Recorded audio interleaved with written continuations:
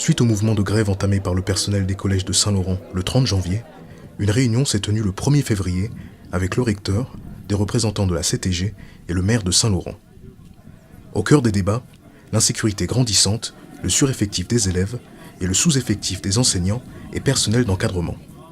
Je pense qu'il est organisé par les enseignants qui veulent, me semble-t-il, démontrer leur colère vis-à-vis des problèmes d'insécurité que l'on rencontre à la fois à l'intérieur du collège, mais aussi aux abords du collège.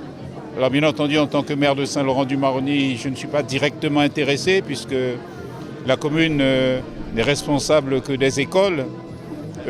Cependant, comme ça se passe sur mon territoire, c'est la raison pour laquelle je suis là en tant que maire avec quelques collaborateurs de façon à participer aussi au débat qui aura lieu tout à l'heure avec la CTG et le rectorat. Moi, je vais apporter des solutions qui sont de mon ressort.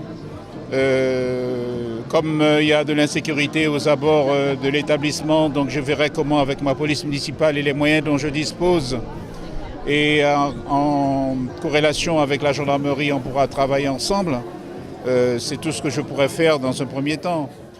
3 heures de réunion, quelques annonces à moyen terme, peu de solutions concrètes à court terme et surtout beaucoup de déçus.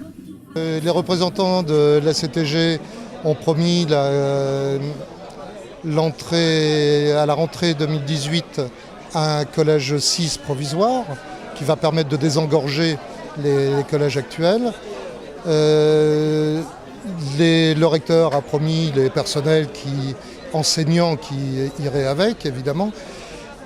Par contre, sur les vies scolaires, très peu de réponses, à part le fait que les CUI qui n'avaient pas été recrutés en début d'année pouvaient l'être.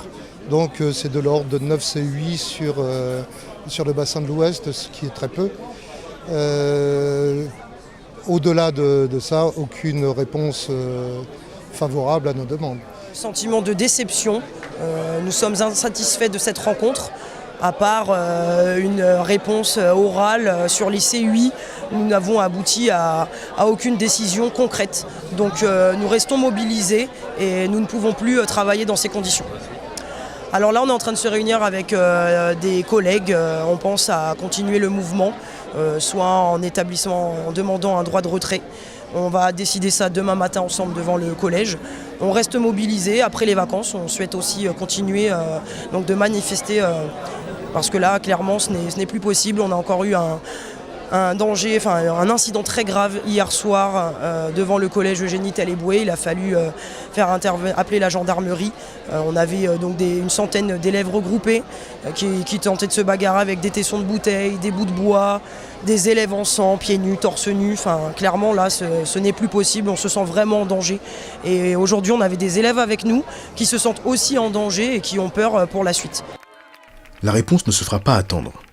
Rejoint par des parents d'élèves, le mouvement bloquera l'entrée de la majorité des collèges de Saint-Laurent. À 2 jours des vacances scolaires, tout le monde s'interroge sur la suite des événements.